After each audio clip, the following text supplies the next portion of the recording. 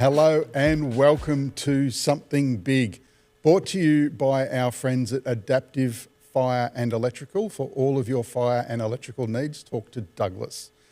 We're filming here in Pakenham. It's by the people of Pakenham and it's for the people of Pakenham. Welcome, Stacey.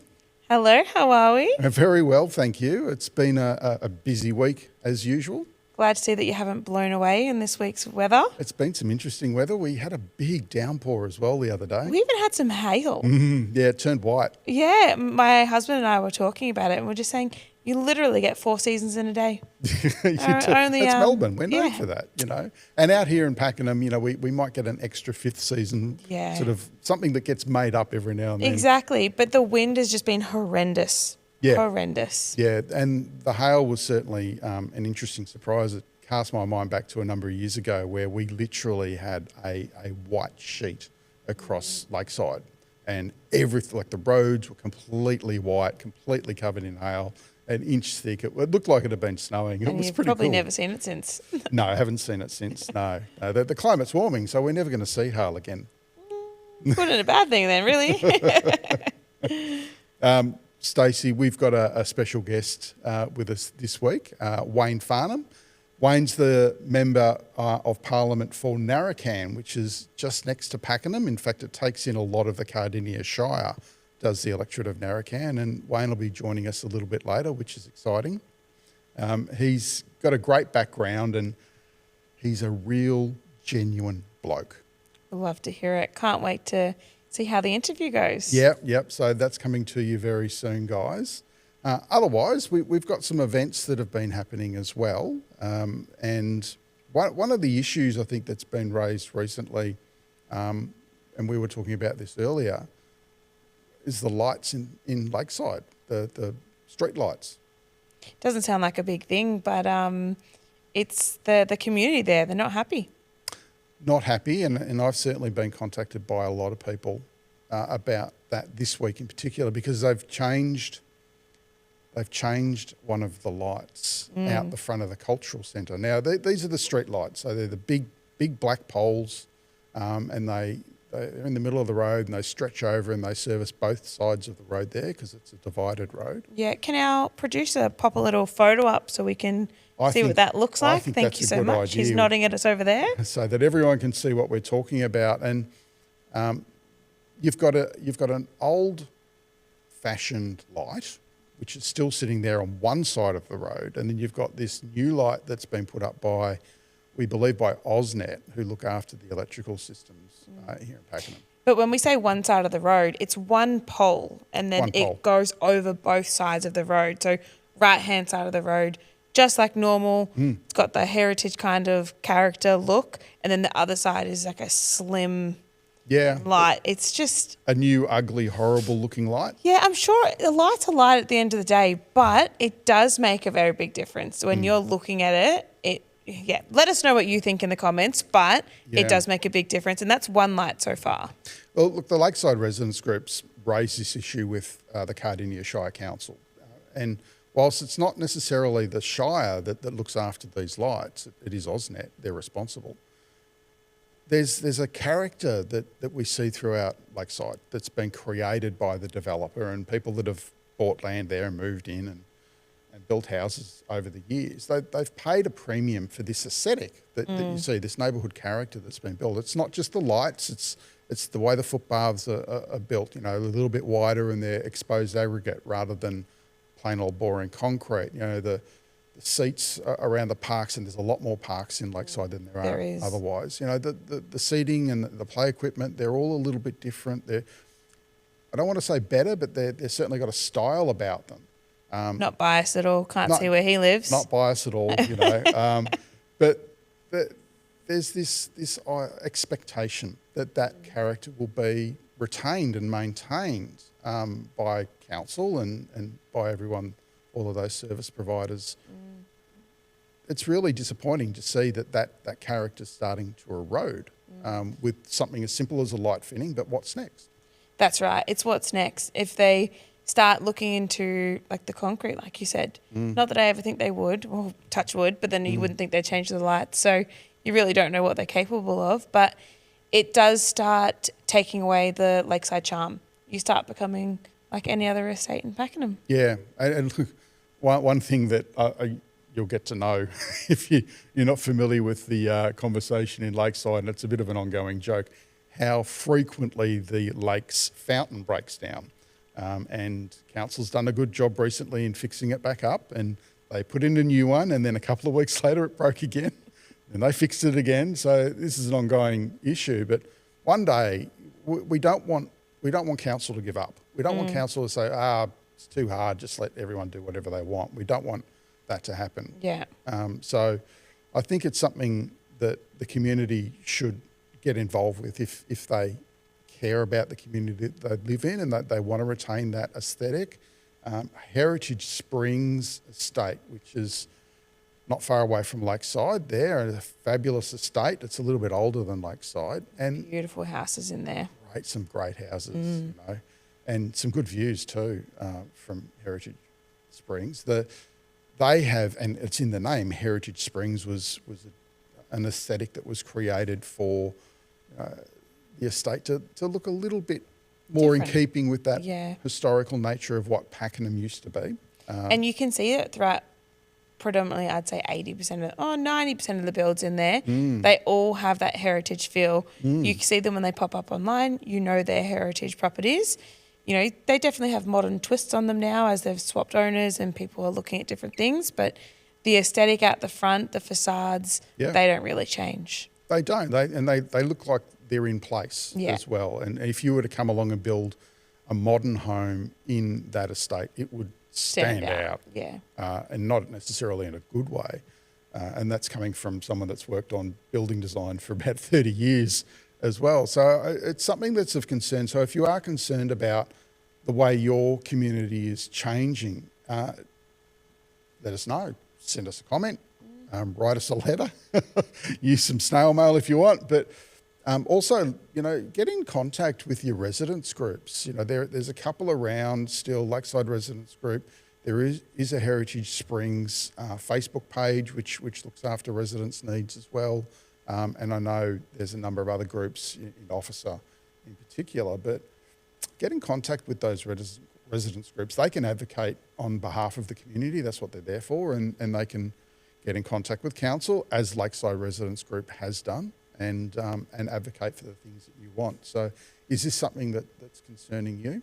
It's concerning me. Yeah. We were talking before as well, Stacey, about something else, which is the Beaconsfield Reservoir. Yes. Stacey didn't know there was a Beaconsfield Reservoir. Okay, way to throw me under the bus. Hey, it's okay, because I didn't know that there was a Beaconsfield Reservoir until about 5 years ago. And they're generally pretty well hidden.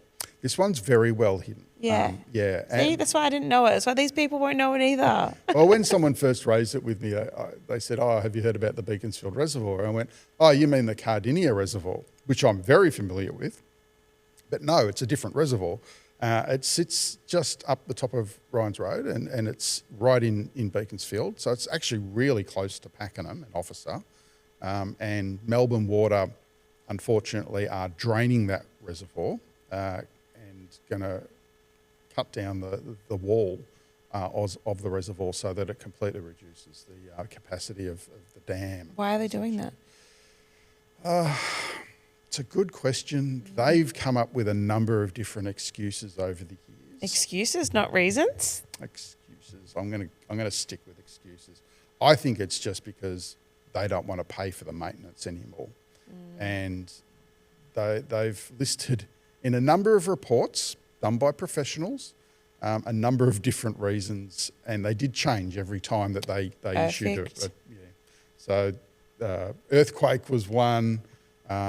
Flooding was another one, and then when the flooding issue, was proved incorrect, they changed it from a 100-year flood to a 1,000-year flood, and they just kept changing the goalposts, unfortunately, and they want to get rid of this, and it's right in the heart of Beaconsfield. It's right.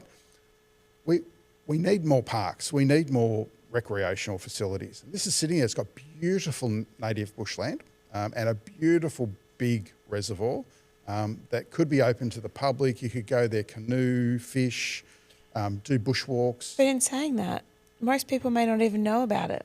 And that's why we need to tell people. Yeah, we need to get it out there. Yeah. So there is a Save the Beaconsfield Reservoir group that's been formed, and I've been helping them out over the last few years as well, because I think it's something that we should keep. Is there a petition or anything? Is there a link that we can pop in the show notes and get people to go and to show some support? Yeah, there's been a petition that's been done actually already. There is an online one, but we did a paper one. Okay. Old-fashioned paper one. Old school snail mail, you say before, so... And it's got almost 3,000 signatures on it. So that's taken a little while to get to that point, which has been amazing work by those volunteers, which is great. And you can visit their Facebook page. There is a Save the Beaconsfield Reservoir Facebook page, so check that out, and we can put that link in the notes.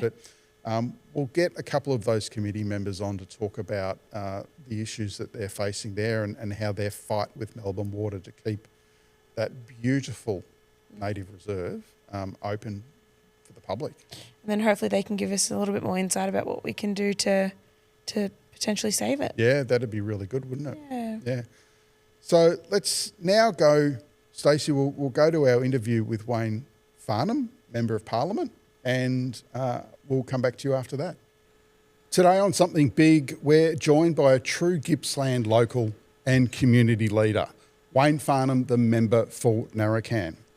Wayne's story is one of hard work, family and community. The youngest of 8 with an Italian migrant mother and a father who built his own construction business from a humble beginning. He worked alongside his father for over 2 decades before starting his own company, Farnham Built, and has spent almost 30 years as a small business owner. But Wayne's contributions go far beyond business. He's been deeply involved with local life, supporting sporting clubs, charities and community organisations, as well as coaching and even playing footy. Now, as the member of Narracan, Shadow Minister to the Leader of the Opposition and Shadow Minister for Planning and the Building Industry, Wayne is focused on big issues that matter to us all and affecting our region. From the housing and cost of living crisis to infrastructure, small business and community safety. He's also been a strong advocate to restoring the dream of home ownership for the next generation moving to Gippsland. Wayne is passionate about ensuring that Narracan and all of Gippsland gets the investment and respect it deserves, and that the next generation has the opportunity to build a better future here. Please welcome to Something Big, Wayne Farnham. Welcome, Wayne. Thanks, David. Pleasure to be here. It's great to have you, mate. That's a wonderful intro. We like to give everyone a good background. Yeah, you actually forgot one point in that. I was better at netball than I was football, believe it or not. I used to play state league or men's netball and coach netball as well, but for some reason I was better at netball. But You anyway, were better at netball. right. I used to play netball as well. I was quite young. And I played underwater hockey. It was the worst spectator sport of all time. Well, maybe now with cameras that are waterproof, they'd do a better job at spectating, but that's fine. Possibly. So you've come out of the building industry. Yeah. 7 siblings? Yeah, 5 sisters, 2 brothers. Mum was Italian Catholic, that's why. That's fantastic. Yeah, good. It's not your average experience, I guess. It's not the 2.5 kids that most suburban families have. How do you think that's shaped you? Well, it was an interesting household when I was younger, and we didn't have a lot of money growing up. You know, Dad, hard worker, worked 7 days a week. Mum worked as well. Mum had, various businesses to help out the family income, but dinner time at our place was pretty entertaining. I can tell you a true story, and we all, dinner time at the Farnham house, we all used to eat like this. You'd guard your food, right? And we used to like a roast on Sundays. That was our go-to on a Sunday lunch. This particular Sunday, my older brother Mick, thought he'd try and steal a potato off my sister. Well, he's reached out with the fork and the sister's just stabbed him straight in the top of the head with the fork. So feeding time was brutal in the Farnham house. And then Sunday night we used to have what we called garbage bin soup. And that was all the leftovers for the whole week went into the soup, and that's what we had for dinner on a Sunday night. But look, it was good growing up with a big family. You know, if you cracked it with one, you had 7 others to talk to. So, but I was the youngest out of the 8. Me and my brother, I've got an older brother, a couple of years older than me. We're pretty close, obviously, the 2 younger siblings. But it was good fun. You know, I think I started I started in the building industry pretty much every school holidays from when I was 5 years old. Yeah. Dad would get me out on site. He didn't want me sitting at home. So, you know, 5-year-old kid picking up tiles out of the mud in the middle of winter. And my old man he was a hard bloke. I learnt the value of $1 pretty early. I remember the first time I would have been 5 years old, and he put me on this building site. He was paying me 50 cents a day. Was what I was getting paid. And you would have loved that too, 50 cents a day. 50 cents a day in 1975. That was huge. It was pretty good. The old man he comes up at morning tea. What do you want for morning tea, son? And I think I grabbed a party pie and a small Big M. And then at lunchtime he brought me something up. That night I go home to get me pay, me 50 cents. And he goes, right, here's your 50 cents. Now, hold on a minute. Your party pie and your small Big M cost 10 cents. Lunch cost you 15 cents. so here's your 15 cents. It's the start of your economics learning. Yeah, so I earned the value of $1 very early. The next morning, I got up to go to work, and I asked Mum, could she make me some sandwiches? And she said, why is that? I said, because Dad takes money out of me pay. She shouted at him. He said, "No, bad luck. He spent it. It was his money." I went, "Oh, fair enough." That's fabulous. So, yeah. Did that spark your interest in working on site and in the building industry, or did that come later? Look, I always loved building, and it's quite funny. I remember at school, the old man would never give me a job. He said, "No, your marks aren't good enough." He was saying my marks weren't good enough. Then he employed a mate of mine that I went to school with, who got straight E's. I thought, bloody hell, you know, what did I do wrong? But anyway, I started off actually fitting and turning, and started up in Mulgrove at a place called Thompson, Kelly and Lewis. Used to make pumps, and then I transferred into the SEC. And it was interesting at the SEC. I was there in late 1988. I was at the SEC. I only lasted 3 months. Yeah. Couldn't work there. It was bloody near impossible. But it was interesting when I was there, and you will always hear the government say this, right? Jeff Kennett privatised the SEC. It's the biggest load of crap I've ever heard. When I was an apprentice there in 1988, I was in the second year fitting and turning annex. And the foreman came in, there was about 40 second years. And he said, when you finish your time, so that would have been about late 91, 92, when you finish your time, only 4 of you in here will get a job. The rest of you, you'll have to go somewhere else. They're privatising the SEC, so you're not going to have a job. That was under John Cain and Joan Kerner. Yeah. Wasn't under Jeff Kennett. The government says it all the time. Kennett privatised, Kennett privatised. It's the biggest load of crap. Joan Kerner put it into legislation that it was going to be sold to Mission Energy. I think it was about $5.4 billion at the time. They were $9 billion in debt. So, you know, I have great joy when the government says that in Parliament. I jump up at a point of order and cheekily say, you know, they've got to be honest with the Victorian community. It was Joan Kerner that privatised the SEC. I know that gets under their skin a bit, so I do it as often as I can. I remember back in 22, during that state election, there Labor volunteers were wearing T-shirts that were sprouting, you know, a new SEC and using their logo. And I think no one on the Labor side had bothered to ask whether or not they were allowed to use that logo, because the SEC still existed.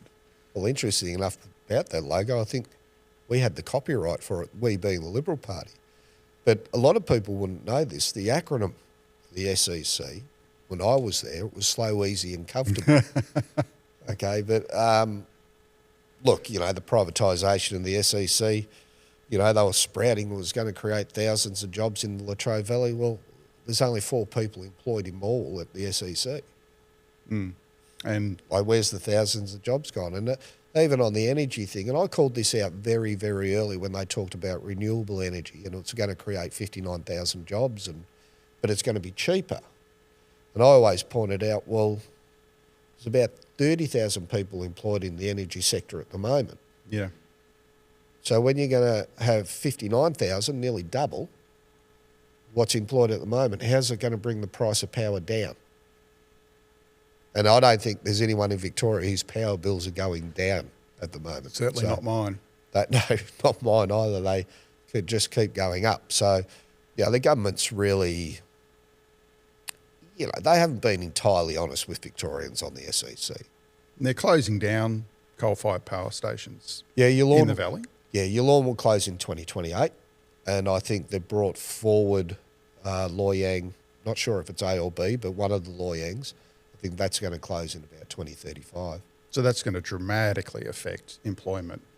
Well, it's going to dramatically affect employment, but it's going to affect our power supply because...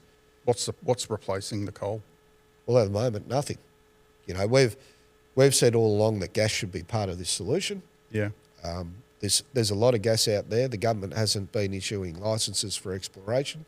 I think they've issued one since they've been in government. And there's plenty of That's gas. over 10 years in government. Yeah, well, what are we up to now? 11 years. Yeah. And they've issued one. And there's a lot of gas in the Gippsland Basin. There's a lot of gas in the Otway Basin. Now, if we're going to transition, we're still going to need baseload power. Okay, coal's out. The energy companies, whether it be through shareholder pressure or whatever, they want coal gone. But we still need to have baseload power. And gas has to be a very big part of that solution. If gas isn't part of the solution, well, I actually fear for energy security for Victoria. There are more renewables that are coming online. And, in winter we do have renewable drought. And to explain that to the people listening, some days we have not much sun and no wind. And that's what a renewable drought is. At the moment, baseload power fills that gap. Yeah. You don't have coal, you don't have gas, you've got nothing else to fill the gap. So it's going to be problematic in a few years. We had the federal government policy announcements during that federal campaign. Yep. Talking about a renewable future for energy generation backed up by gas is what they said over and over and over again. I think the reality of that is realistically it's a gas energy creation system backed up by solar and wind. Yep. Because every night it gets dark and solar doesn't work, so every single night the gas system has to run the power grid, and then when it's not a sunny day, like as you said, we get here in Victoria all the time. It's not very sunny. We need that gas or coal at the moment. What are we going to do in Victoria where the government won't issue licences to explore the gas resources available, and we certainly haven't got any new gas power generators up and running? No. So look, do we end up in blackouts? Well, that's a very real possibility. And my opinion is this, okay? If we get in the government, and hopefully we do, if we get in the government, pull our finger out and get going on gas exploration, straight off the bat, right? Victoria needs gas. And a lot of people might not realise this. Victoria used to be an exporter of energy.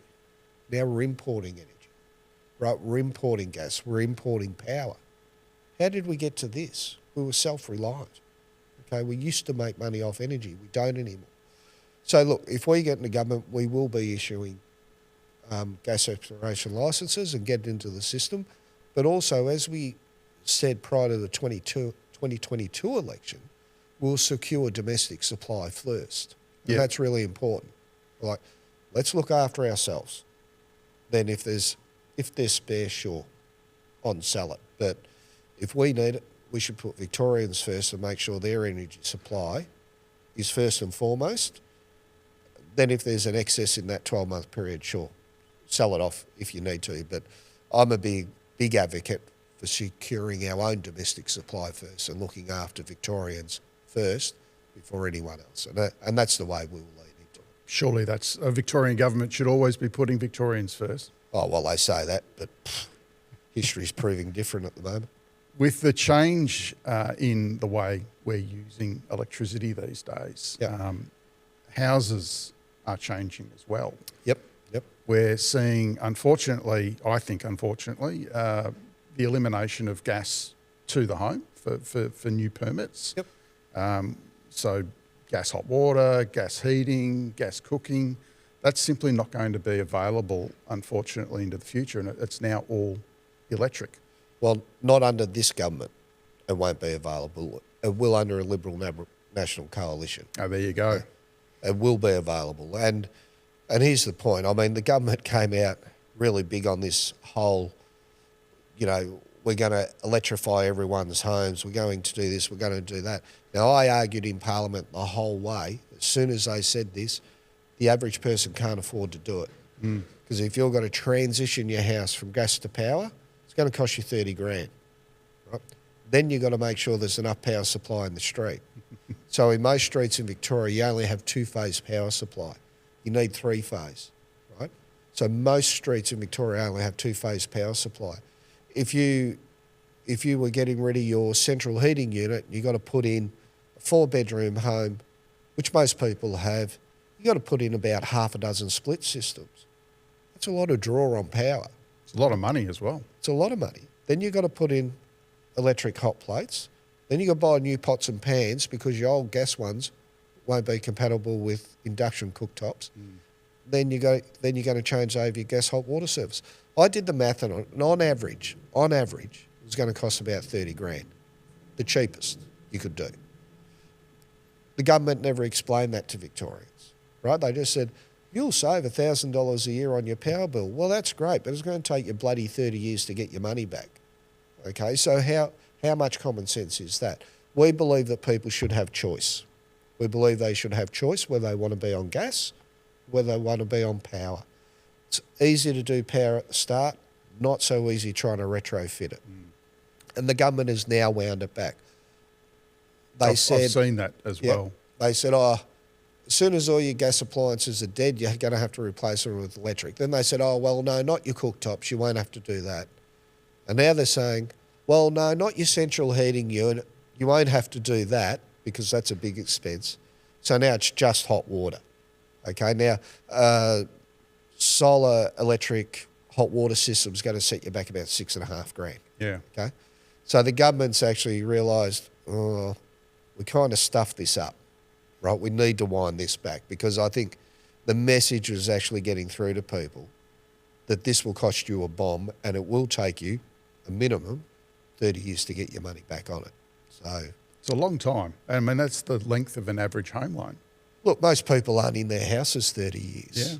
Yeah. Your average first homeowner will probably be in their house somewhere 5 to 7 years. Your first build, even second homeowner, you go to your second house, you might be there 10 years. But a lot of people in 30 years will have 3, 4, maybe 5 homes. So it's a lot of money to invest when you're not going to be there a short amount of time. So we're probably going to see, unfortunately too, if this was to continue, the value of an older home go down because it hasn't been retrofitted. Yeah, that's possible.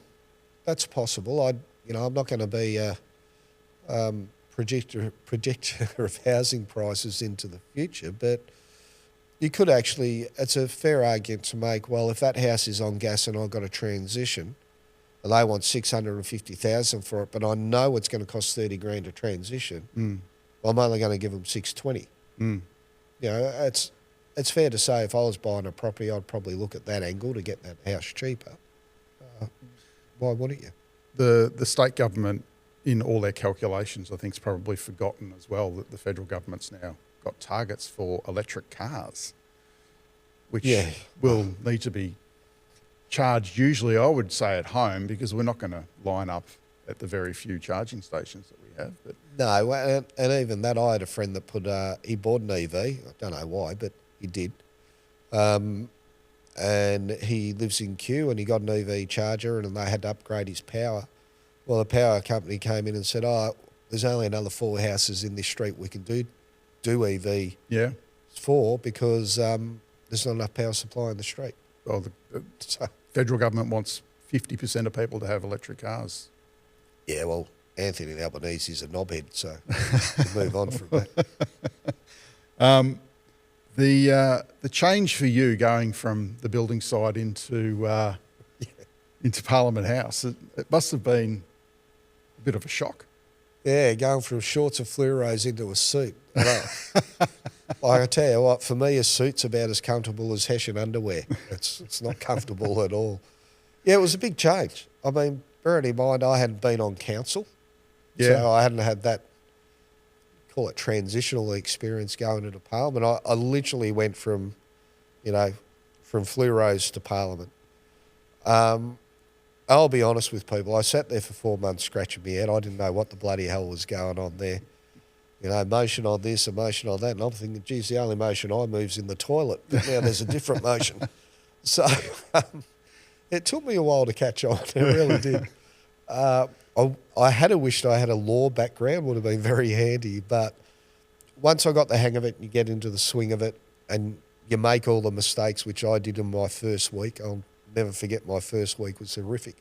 But you start getting better at it, and you start to learn how to debate. And a lot of Parliament's debating. It's what it is. And I'll say I never debated in my life. I debated with a heap of subcontractors. I didn't debate about law. But it took me a long while to get a hold of it. And I'll never forget the first week. And I'm going to throw me mate Chris Cruther under the bus here. Oh, okay. The member for Mornington, because he stitched me up a ripper. We'll have to tag Chris in this then. Yeah, tag him. In my first week in Parliament, there's a lot to take in. So there's a couple of funny stories here. Because I was last in, I got the Harry Potter office, right? It's sort of not under the stairs, but it didn't have a window, and all the other MPs have got nice windows. And I walk in there, and Parliament give me my office, and they say, "Oh, this is your office, Mr. Farnham." I said, "Oh, where's the window?" I said, "Oh, you don't have a window." I said, "Don't worry, I'll cut one in. She'll be right." Well, the blood drained from their face. They went, "What?" I said, "No, it's pretty easy. Look, I'll just cut this through here, put a lid to there, pull that down, blah, blah, put a window in. She'll be right." I said, "But Mr. Farnham, there's a heap of dirt behind it." I said, "Don't worry, get a 20-ton excavator, rip the dirt out. It's not a problem." And they said to me, and it was obviously all tongue-in-cheek, and they looked at me and said, "Mr. Farnham, please don't put a window in your office." I said, "No, I won't." But anyway, Chris Cruther, I'm chatting to him, because Chris is the whip, so he organises the team in the chamber. And he said to me, this happens and that happens, blah, blah. I said, yeah. He goes, "Now, we knock off at 5 o'clock on Thursdays." I went, "Oh, all right, fair enough, no worries." So anyway, 5 o'clock on Thursday comes around, and I'm out the back of Parliament having a smoke, talking to me mum. And the bells are ringing, and I thought, it must be the upper house, because Chris told me we knocked off. Well, as I'm talking to mum, my phone's buzzing flat out. I said, "Mum, I better go, something's going on." And anyway, it was Cindy McLeish going, "Where are you? Where are you? Where are you?" Well, anyway, I was sprinting from the back of Parliament. When the doors open, I come in for the last division, because bloody Daniel Andrews is sitting there, and he looked at me, I got sweat coming off me. He goes, "Yep, it's always the newbies," and everybody just cheered and clapped, and I just shook my head and sat out. So I'm blaming Chris Cruther for that. He told me I could knock off, but yeah, it was a bit embarrassing. I like it. Yeah, nothing wrong with a little bit of hazing to start off with. No. But look, it's a great job. It is. It's demanding. Yeah. Your time is not your own, ever. People always say, "Oh, what are you getting up to this public holiday?" And you go, "Well, I've got this, and this on." I'd probably average, depends on the week, but you average 60 to 80 hours a week. Yep. It's a pretty standard week, and that's just not me. That's probably all MPs in there. Even on the other side, they do work just as hard. Yeah. It's something that's raised often, isn't it, by I think a lot of the community who don't realise how hard you work. Well, look, I was one of those too. To be honest, bloody MPs, they do nothing. I'm telling you, we do a lot. Yeah. Look, you've always got a function on. You've always got a community meeting on. You've always meeting with constituents. It is constant. It's very constant. But it's good. I love the job. And for me, it was a good lifestyle or life. I was sick of building. I've been in it been around it my whole life. Yeah. So for me, it was a great career change. And I suppose the one thing I'd say to anyone that wanted to do this job, the only prerequisite to doing this job is you've got to care about your community. Yeah. You don't do it to get your face in the paper or get your photo on a DL or a core flute. All that crap's irrelevant. The only reason to do this job is you got to be really passionate about your community and really make that change for the better. That's your job. Wayne, we've got a question from a community member. We mentioned that you were going to come on, and we got a few questions. Yep. This one's about Warragul and Pakenham. So Emily's asked us, how do we attract retail to Pakenham? Warragul does it very well. They've got a great retail hub, beautiful township. Yep. Pakenham hasn't grown terribly much over the last 10 years in terms of our retail supplies. How do we do a better job here? Yeah, it's a good question, and it's probably not isolated to Pakenham. I think you'll find a lot of communities around Victoria are experiencing the same difficulties. It's very tough for business at the moment across Victoria. When you consider the amount of land taxes that have been implemented in Victoria, work cover premiums that have gone up astronomically, and all the other taxes involved around business, I think the best way to attract business is tax reform. Yeah. Okay. People have got to realise that 90% of our population are employed by the other 10%. A lot of that is small business. A vast majority of that is small business. If we can reignite small business, reignite tax reform to get small business up and going again, our economy will start moving again in a positive direction. And that's what we need to focus on. So I think between local and state government, okay, and it's in local government's best interest as well, we should be pulling every lever we possibly can to get small business up and going again. And tax reform will be a big one of that. Yeah. If you saw the latest ABS data, I think that was released yesterday, another tranche of small businesses have gone under. And amazingly, the biggest percentage of businesses that are going into liquidation is construction. So because of the taxes associated with construction at the moment. So 43% tax on a new home. I think it's something around. Yeah, look, that's a figure. It's tossed around a bit. I haven't quantified that figure yet, but to answer Emily's question, yep, that's what I'd be doing. And hopefully, the Pakenham, there might be a Pakenham Traders Association, all those types of bodies, if they come together and start brainstorming, get together, figure out what's the best way forward, the best way to attract them. But tax reform's a very big part of it. Retail's been deeply affected by crime. Pakenham has seen, with the latest statistics, 25% increase in crime locally. Yeah. Which is just terrifying. And terrifying for a lot of our retail outlets here. They constantly have smashed windows. The data I saw today, Cardinia was up 28%, 28.8.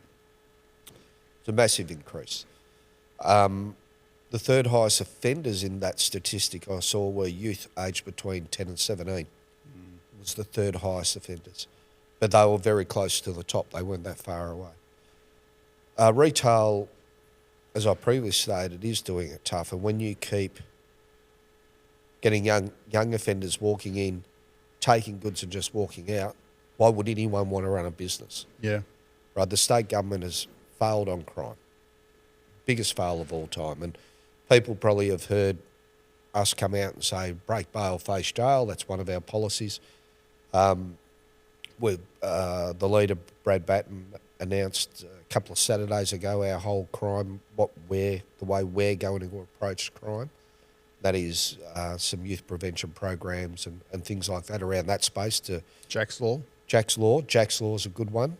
For anyone who doesn't know what Jack's Law is, it gives the police the powers to wand search people to take knives off the streets. It's worked in Queensland. Queensland brought it in. They've got 1,200 weapons off the streets and arrested 3,200 people. regards to weapons-related offences. So, and that's weapons off people that are carrying them around in shopping centres and shopping centres and train stations, and not those law-abiding citizens that are taking them from their garden shed and putting them in a big, expensive blue bin. No, these are people that intend to use them for bad purposes. Exactly. So, you know, we have recognised very much so that Victoria's crime is out of control. The government has continually failed on it, and even, you know, they bash on we've got the toughest bail laws in Australia. That's the biggest load of crap I've ever heard. There's a lot of outs with that tough law, isn't there? Yeah, there's a lot of ways to get out of that. I mean, they named the bill the toughest bail laws in the country or something, and it actually got defeated. The name of the bill got defeated in the upper house. So they made them change it. They said, well, this isn't true. So, look, we got a very clear vision on what we're going to do with crime, and I feel sorry for businesses because you see it on the news all the time. The business go, well, this is the fourth time. You know, why am I keeping the doors open? You know, and business community has to have confidence in the government. Yeah. That they're going to look after their business through policing, you know.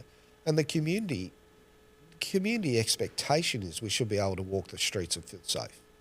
And I think, to be honest, my own personal opinion, this isn't a party opinion, I might get a rap over the knuckles for this, but I'm going to say it anyway.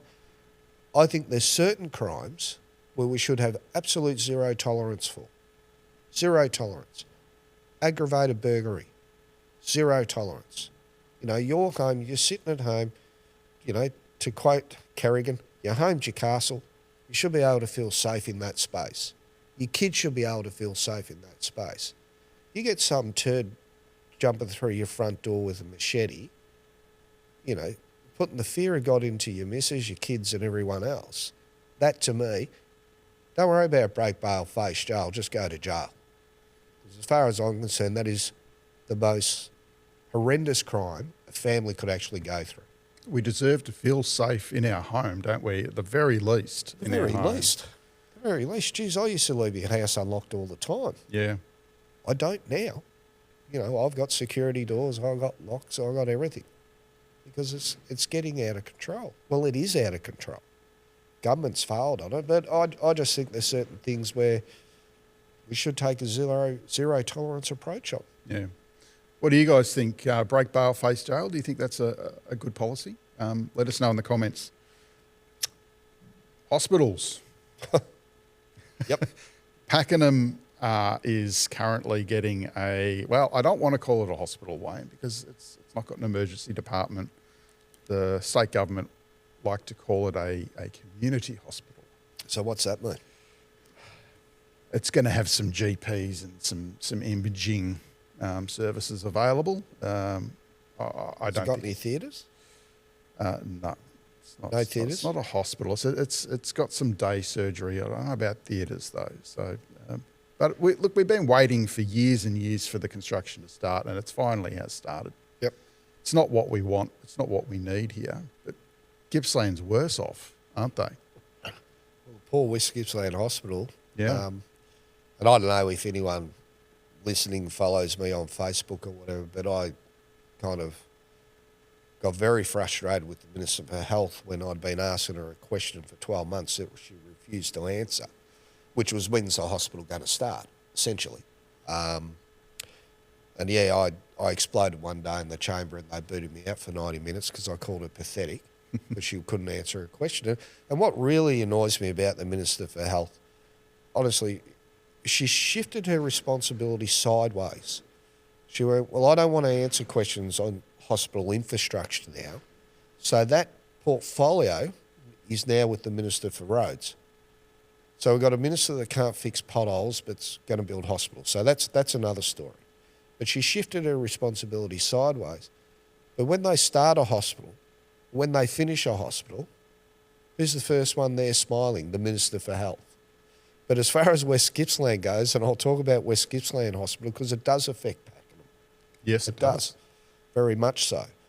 You know, this hospital was built in 1939. My auntie's grandmother donated the land that hospital sits on. I have very close connections to this hospital. My father worked there, my mother worked there,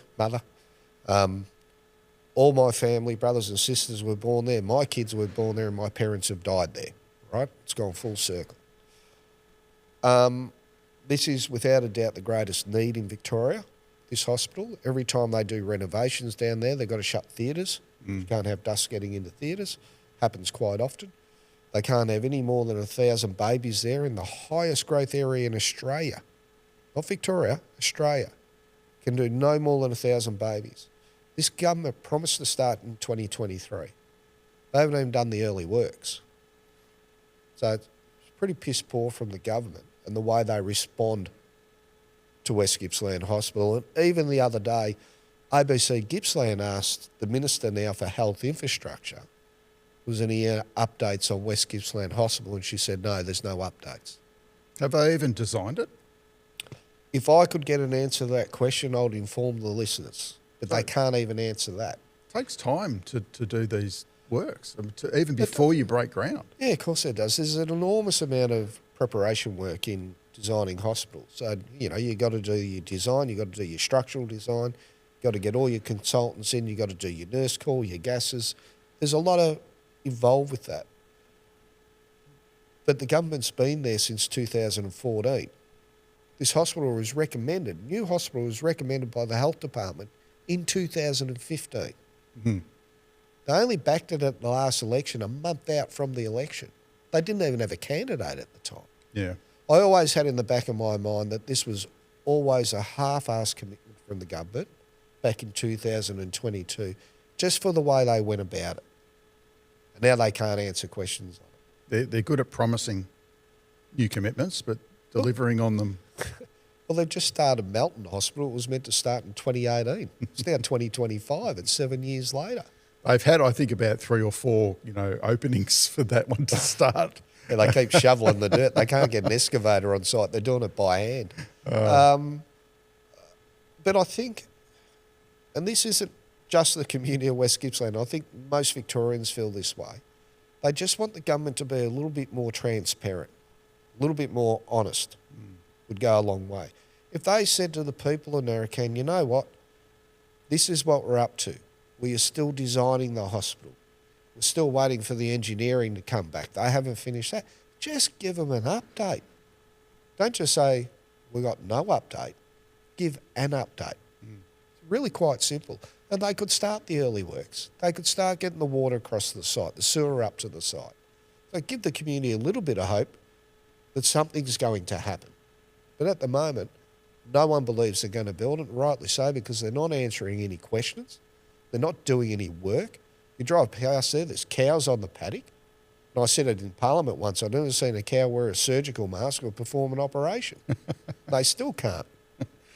Good for milk, but got nowhere to put the babies. Yeah. No, it's a disgrace. And you're right, it affects Pakenham as well. But our first option here for an emergency is in Berwick, which is not too far away. It's in traffic, though.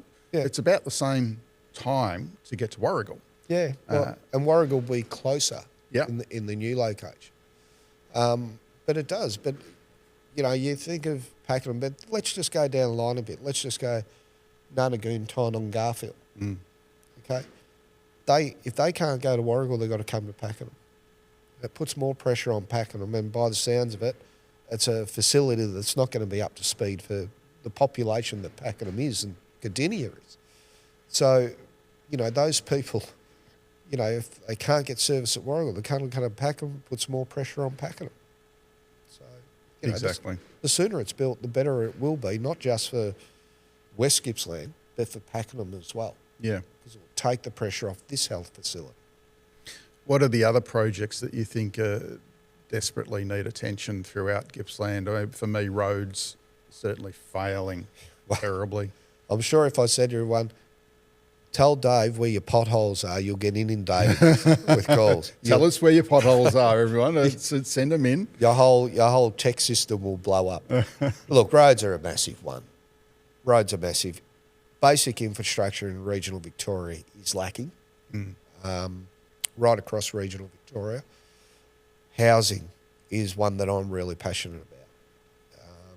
Look, the government's targets on housing have failed again.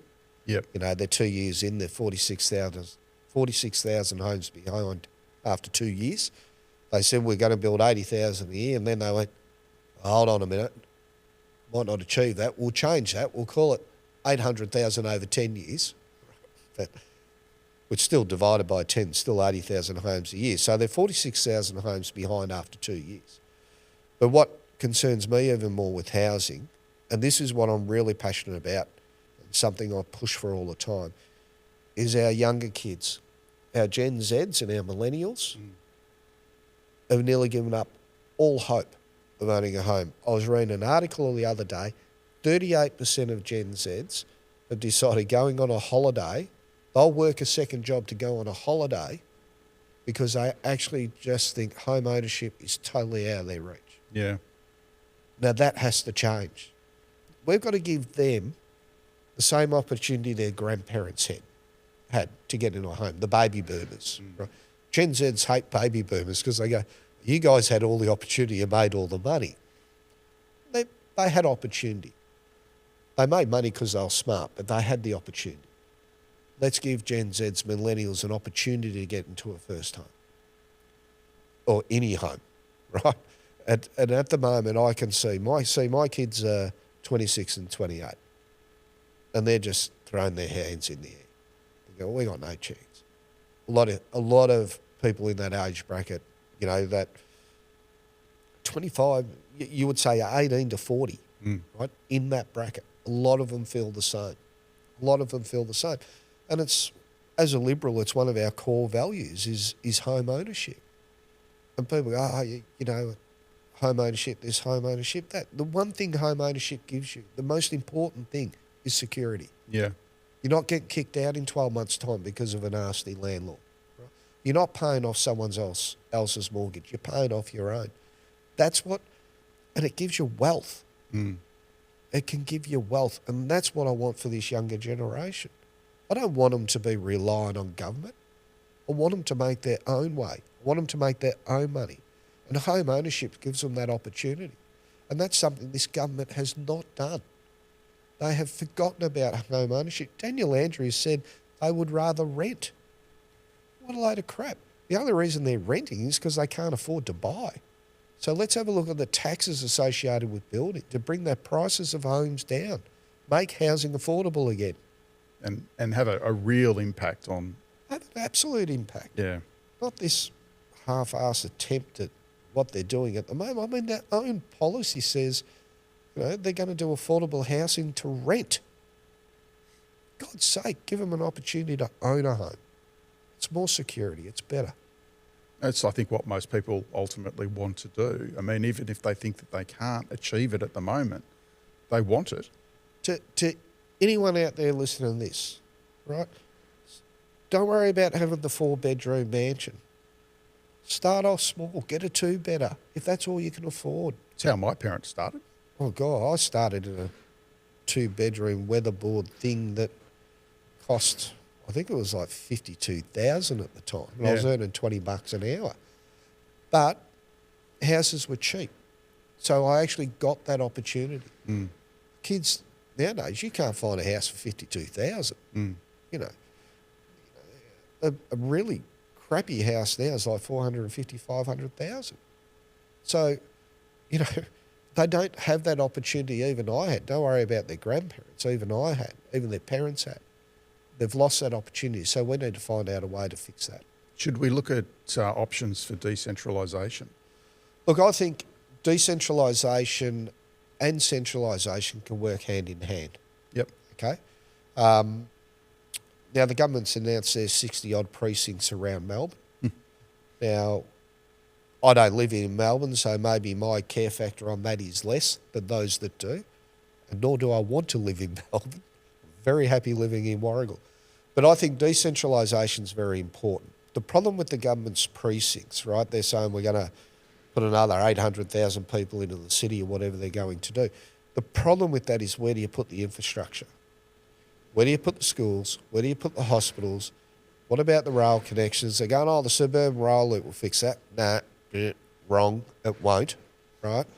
It might attribute to some of the population, but not most of it. Yeah. So But more importantly than that, hospitals, schools, childcare centres. You're going to put another 800,000 in. Where are they going to go? No real plan. There's no real plan. No. And I'll tell you what, the 63, I think it's 63 precincts, it's not a housing policy, it's a tax policy. Why do you say that? Because when they do the rezoning, that attracts the windfall gains tax. It's a tax policy, and the development community is saying it's not viable. They say we can't do that for what the government wants us to do it for because we won't make money. Brownfield sites are not viable for first home buyers. Building an apartment in Brighton, which is one of the areas that has attracted this idea, building an apartment building in Brighton isn't going to deliver affordable housing. It's Brighton. The apartments will sell for a premium. 60 square metres for 1.4 million? That's not very affordable. It's not affordable when you can be in Pakenham or Warrigal in a house for 700,000-800,000. Yeah. You know, but this is where decentralisation to me is important because you have room for the infrastructure, you have room for the growth. And it can be planned appropriately. What are they going to do here? Knock down houses, do compulsory acquisitions? Yeah. To build schools, to build childcare centres, to build hospitals? That's what's going to have to happen. Yeah. And make roads wider as well and provide bigger car parking facilities. Oh, yeah, but look, you listen to this government, we'll be all on hover bikes floating around the city by then, so don't worry about it. She'll be right. There we have it. Thank you very much, Wayne. Happy to be here. You've been watching Something Big. Thank you. Fantastic to hear from Wayne Farnham, Stacey. He's got a really unique story for someone that's in Parliament. I think we need more people like him who've got real world experience. Great story. Yeah, really nice to see. So Wayne's a member for Narracan, and if you're in places like Bunyip and Garfield and Druin, Warrigal, he is your member for Parliament. So if you've got some questions for Wayne, reach out. You can find him online, obviously, and get to know him a little bit better like we have been doing here.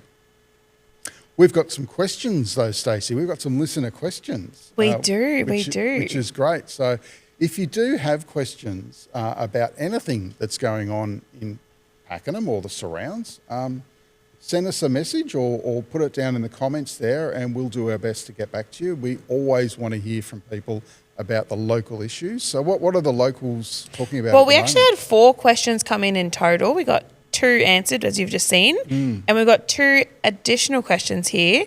So let's start off. Firstly, we have Callie, and she has asked... Hi, Callie. Hello, Callie. Thank you so much for your question. So what is happening with the local Target?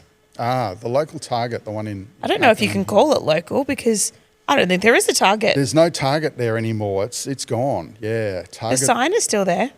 The sign, part of the building's still there, and it's essentially a shut down construction site. It's really unfortunate, and I think the other shops that are there at the moment, like the Coles, are really suffering as a result of that. The site's been essentially shut down for years and years, and there was a proposal there to put in some new shops, some new facilities, even though Target has pulled out.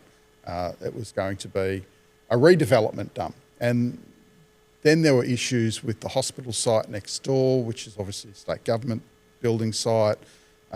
It wasn't clear whether or not that was going to go ahead, and the developer for the Target site, the Coles site, just put everything on delay. And now it's unfortunately, and I think this is a common situation that we've all heard before, the cost of everything has just skyrocketed. I was scared you were going to say that. Yeah, and it's now become, unfortunately, unfeasible at the moment. So that's unfortunately going to sit there for a while, Stacey, I think. It's so sad because Pakenham needs it. It needs a Kmart. We need a Target. We need something. We have a Big W and That's good. Big W, but... I was there earlier. It's just no Target or Kmart. Look, it's no Kmart, to be honest. Kmart's my favourite place in the world. So I find it amazing how frequently people say, "Where's our Kmart?" It just has the necessities that you need that you don't need. Yeah, and that's what we need. I like Big W.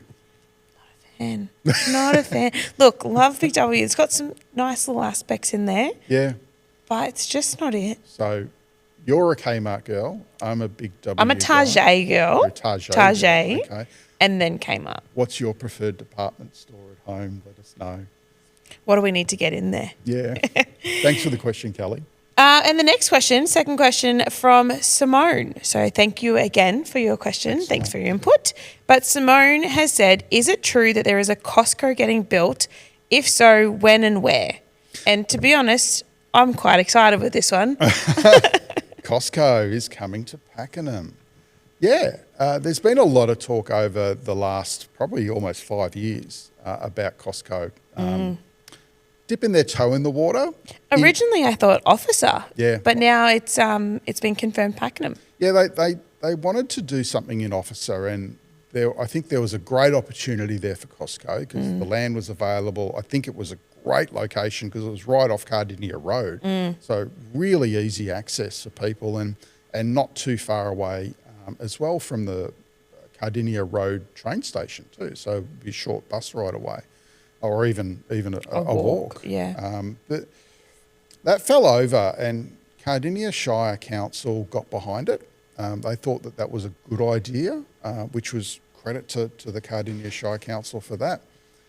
But the state government didn't like it and they wouldn't rezone the land to allow for that type of industry to come to Pakenham, unfortunately. So government said, nah, yeah, you don't need that, Pakenham. You don't need a Costco. But now Costco haven't given up, which is great to see that they've persevered. They've found a site in Pakenham.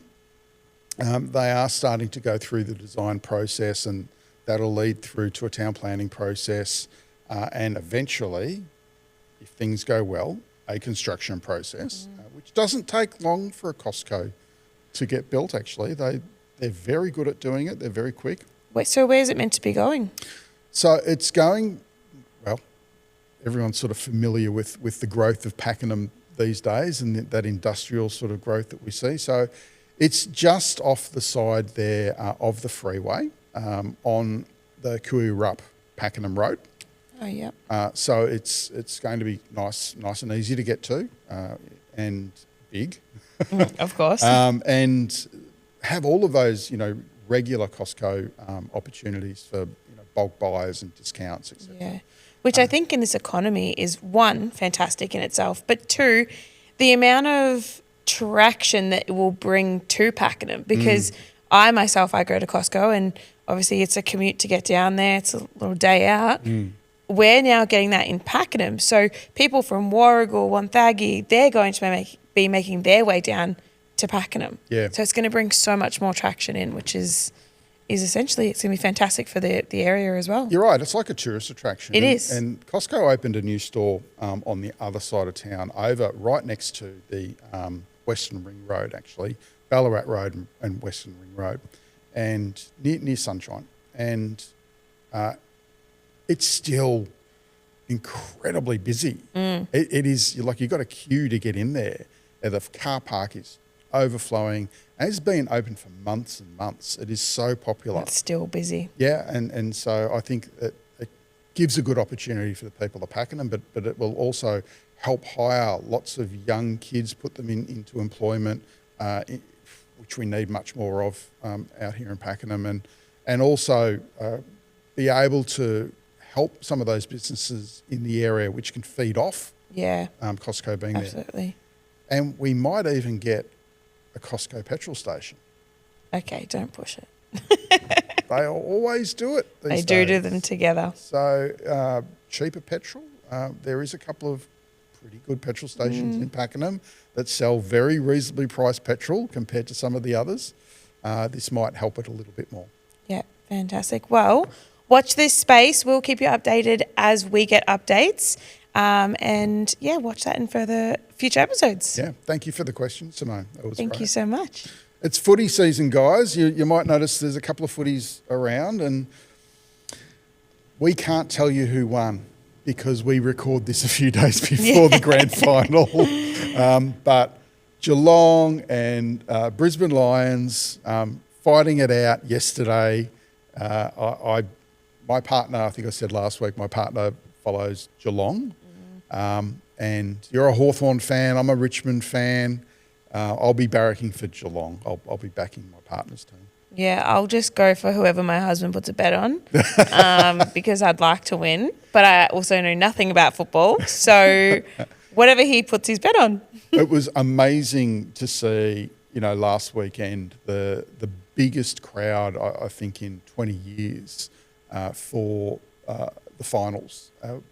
Almost 200,000 people came. Just extraordinary. And the MCG was almost overflowing. Which brings us to our next. Yeah. Yeah.